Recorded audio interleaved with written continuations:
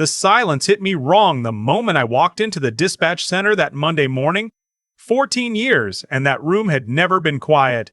Normally, you'd hear the radio chatter from drivers checking in, the click of keyboards, the hum of the servers in the back room keeping everything alive. Instead, I got dead air and the faint smell of burnt coffee nobody had bothered to clean up. My name is Owen Haskell. I'm 51 years old, and for 14 years I was the lead dispatch systems administrator for Northline Freight, one of the largest regional trucking companies in Ontario. We move everything from automotive parts out of Windsor to medical supplies up to Thunder Bay. Roughly 2,200 drivers across the province, plus contract routes into Manitoba and Quebec. When those drivers don't get paid correctly, they don't file polite complaints with HR. They park the truck, call the union rep, and you find out about it at 6 in the morning when your operations manager is leaving you voicemails that sound like a man having a cardiac event. I want to be clear about what my job actually involved, because what happened later makes no sense unless you understand this part. Ontario trucking payroll isn't just hours times rate. You've got the Federal Canada Labor Code for interprovincial drivers, plus Ontario's Employment Standards Act for the local runs, and they don't always agree with each other on overtime thresholds. You've got Teamsters Local 938 agreements with their own rules about rest periods and meal allowances that supersede provincial minimums. You've got drivers who start a shift in Mississauga, cross into Quebec for a delivery, come back, and you've now got 2 provincial tax jurisdictions in a single workday. You've got the ELD mandate logs from the electronic logging devices that have to reconcile with timesheets, and if they don't match within a 15-minute window, Transport Canada wants to know why. Federal fuel tax credits. WSIB premiums calculated by cargo class. Hazmat differentials for the guys hauling dangerous goods on the 401 corridor. The system I ran wasn't pretty. It was built on a custom SQL backend I'd inherited in 2010 and spent years patching and extending. Every quirk was something I'd personally fought with at 2 in the morning. I knew that the ELD feed from the Peterbilt fleet threw a timestamp error every time a driver crossed a time zone boundary, so I'd written a correction script that ran automatically. I knew that the Quebec tax tables and the provincial module were updated by the MRQ in March, and again in November, and if you didn't manually pull the new rates within 48 hours, your withholdings would be off for the entire run. I knew these things because I'd been burned by every single one of them at least once, and had the scars to prove it. Northline got acquired 18 months ago by a holding company out of Calgary called Summit Logistics Partners. Summit owns a handful of regional carriers across Western Canada and had just expanded east. Their VP of integration flew in from Calgary in January, a man I'll call the VP. And he spent 3 weeks walking around our offices with an iPad and a permanently skeptical expression, as though everything he saw confirmed a suspicion he'd already formed before landing. He called me into the boardroom on a Wednesday afternoon. Our HR director was there too, a woman who'd been with Northline almost as long as I had, and who had the look of someone who already knew how this meeting ended and had made her peace with it. The VP sat down across from me, set the iPad on the table face down, and said he appreciated my tenure with the company. That's always the sentence. 14 years, appreciated, tenure. You could set your watch by it. He told me Summit was implementing a unified payroll platform across all their Ontario operations, cloud-based, designed by his nephew, who had just completed his MBA at the Haskell School of Business in Calgary and had spent the past 8 months building what the VP called a comprehensive workforce management solution. The nephew, he said, had modernized Summit's Saskatchewan carrier with the same system, and the results had been outstanding. I asked what system they were currently running in Saskatchewan. 40 drivers, the VP said. I let that sit for a second. We have 20 to 100, I said. The nephew walked in about 30 seconds later, like he'd been waiting in the hallway.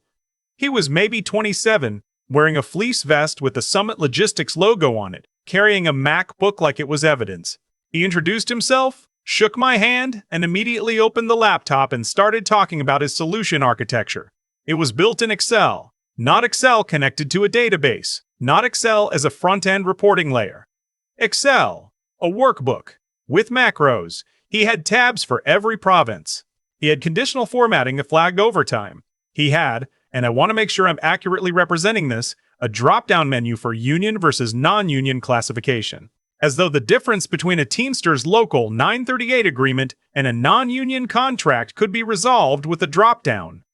I asked him whether he had tested it against the Federal Canada Labour Code thresholds for interprovincial drivers. He said he'd modeled it against published CLC guidelines. I asked what he'd done about the ELD reconciliation requirement. He said drivers could manually enter their hours from the logs. Manually enter. For 2,200 drivers. Into a spreadsheet. I looked at the VP. I asked him directly whether he understood what would happen if we submitted an incorrect ROE to Service Canada, or if our T4s went out with withholding errors. He waved it off the way people wave things off when they've already decided and don't want the decision complicated by facts. The HR director finally spoke up and said they would need me to document my current processes and provide transition support. Full cooperation expected. My last day would be 2 Fridays from then, following the next payroll run. I sat with that for a moment. I thought about explaining, again, why a spreadsheet built by a 27-year-old in Calgary who had never seen an ELD log couldn't handle the interdependency between federal overtime rules and Ontario employment standards for a driver who'd done a split province run on a long weekend. I thought about walking them through what happens when the WSIB premium class for your flatbed operators gets misclassified and you spend the next 2 years in a reconciliation audit. Instead, I said, all right, I'll document what I can. The nephew smiled like I just congratulated him. I spent the next 2 weeks doing exactly what they asked. I wrote documentation. I walked the nephew through the system for 3 days.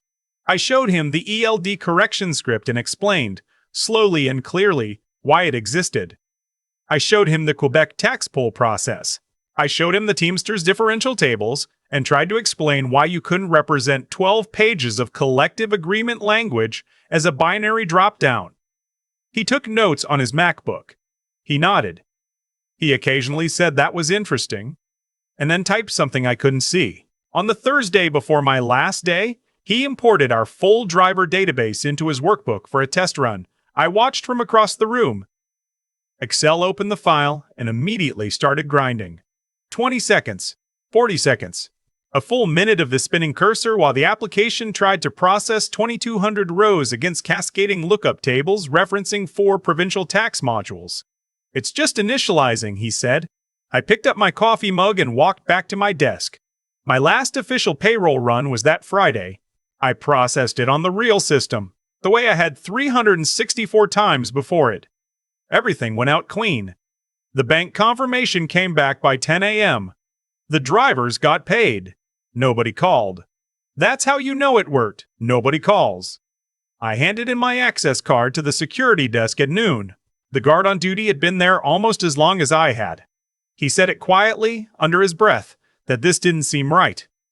I told him it was just business and drove home on the 401 with the windows down and the radio up.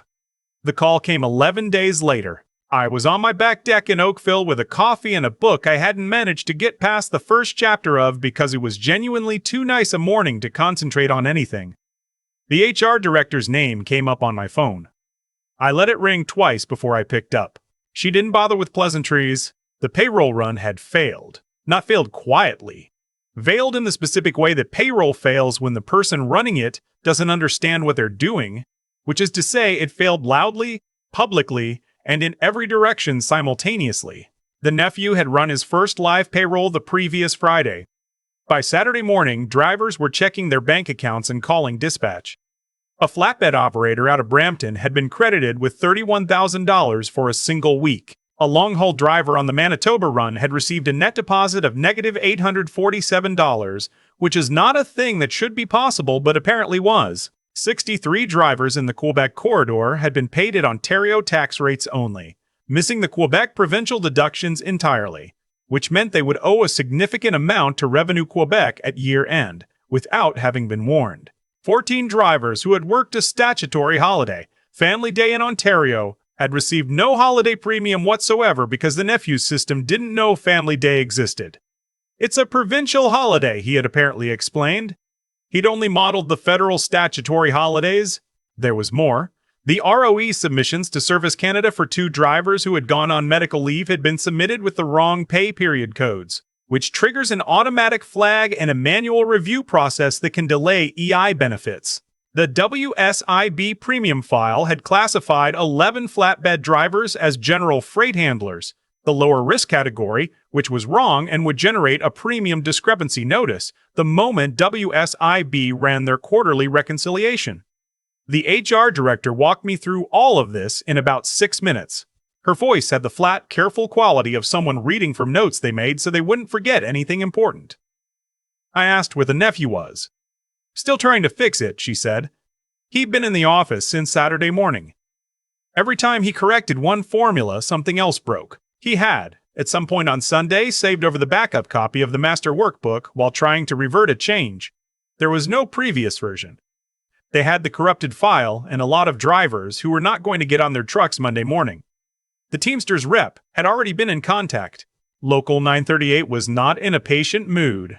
Some of the long-haul guys on the Manitoba run had already been on the road for a week expecting a direct deposit that wasn't going to arrive correctly. One driver, a man the rep identified as a veteran of 22 years with Northline, had parked his rig at a Flying J outside Sudbury and told dispatch he wasn't moving until someone explained why his net pay for 2 weeks of work was $214.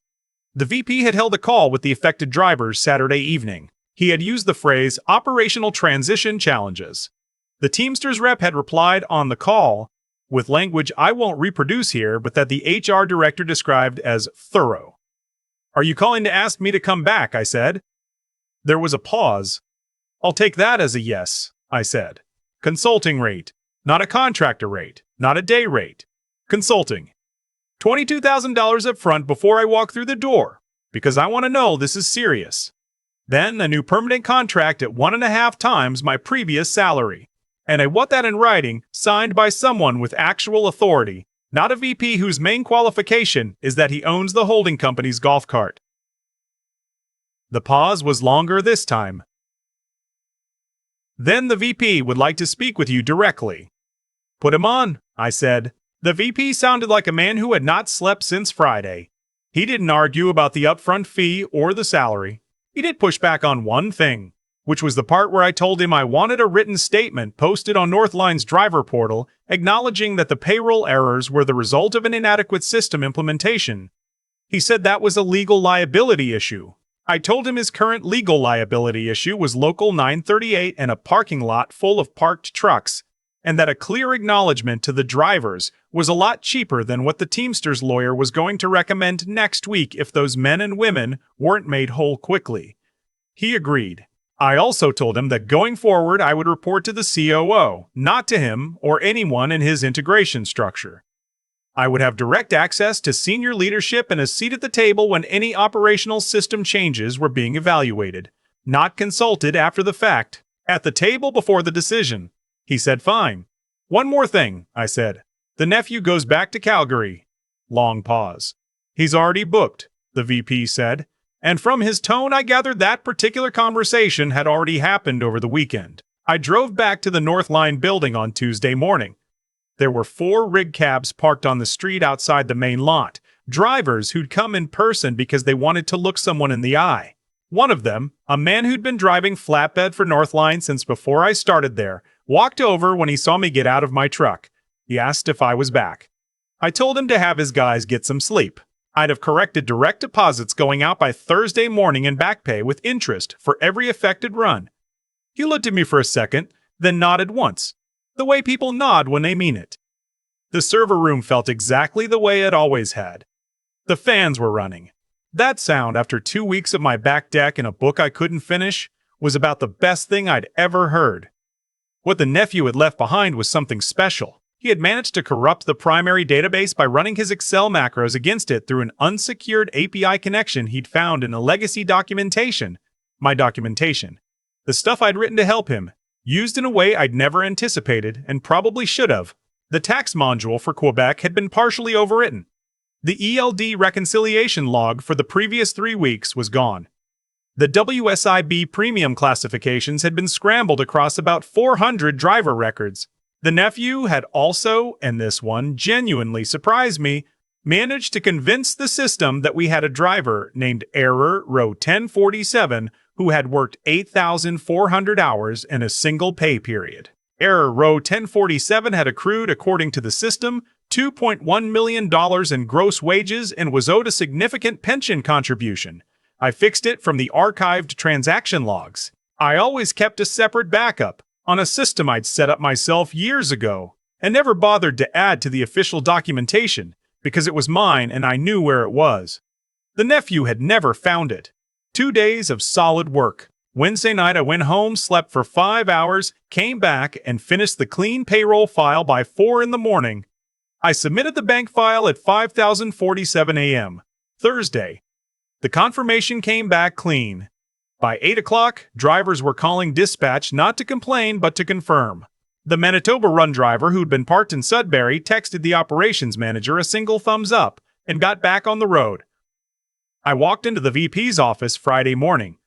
He looked like a man who had recently survived something and wasn't fully sure yet what it had been. I handed him a summary of everything that had been corrected, the ROE resubmissions to Service Canada, the Revenue Quebec notification, the WSIB reclassification request, the holiday premium adjustments, all of it documented properly. He thanked me, quietly, which was a different register than anything I'd heard from him before. I asked about the statement for the driver portal. It went up Wednesday evening, he said. He'd written it himself. I told him I'd seen it and that it was adequate. He showed me the office they'd set aside for me, which was the corner office on the operations floor with a window that looked out over the truck yard. Someone had already moved in a proper monitor setup and a decent chair. There was a small whiteboard on the wall and a coffee machine on the credenza that looked like it had been bought specifically for this room, still had the store sticker on the side. I stood at the window for a minute and watched a row of Northline flatbeds pull out of the yard for the morning runs, full loads, all going somewhere they were supposed to go on time with drivers who'd checked their pay and gotten on the truck without anyone having to convince them. I thought about the veteran driver outside in the parking lot Tuesday morning, the one who'd nodded once. I thought about Error Row 1047 and his $2 million in phantom wages. I pulled a bottle of 40 Creek out of my bag. I'd been saving it for something, and this qualified poured a measure into the mug I'd brought from home and raised it in the approximate direction of the truck yard. 14 years. The system runs. The drivers get paid. That's the whole job, and it's worth doing right. I keep coming back to the moment that veteran flatbed driver nodded at me in the parking lot. One nod. No speech, no handshake, no thank you. Just that single acknowledgement from a man who'd been doing honest work for 22 years and knew when someone else had too. That nod meant more to me than anything the VP said in his corner office. What happened at Northline wasn't complicated. Not really. A man with authority made a decision based on what looked good on a spreadsheet. Cost savings, headcount reduction, a shiny new system built by someone he trusted because of who that person was, not what they knew. That's a choice. And choices have weight. The VP didn't set out to strand a driver outside Sudbury or leave 63 people quietly short on their Quebec tax withholdings. He just didn't think it through, because thinking it through would have required him to sit with the complexity long enough to feel uncomfortable. And that's the part people in positions like his tend to skip. I've thought a lot about what actually kept that system running for 14 years, and it wasn't talent, not entirely. It was paying attention. It was going back to the ELD logs, when something looked off by 12 minutes, and figuring out why. It was remembering that the MRQ updated the provincial tables twice a year and putting a reminder in my calendar before anyone told me to. It was caring enough about 2,200 people I mostly never met to do the unglamorous work correctly. Every single time, even when nobody was watching and nobody would have known the difference if I'd cut a corner. That's not a skill you pick up in a classroom. It's something you build slowly, through repetition and to actually giving a damn about the outcome. The nephew wasn't a bad person. He was a young man who'd been handed something too large, too fast by someone who should have known better. He'd built something impressive for 40 drivers and genuinely believed it would scale.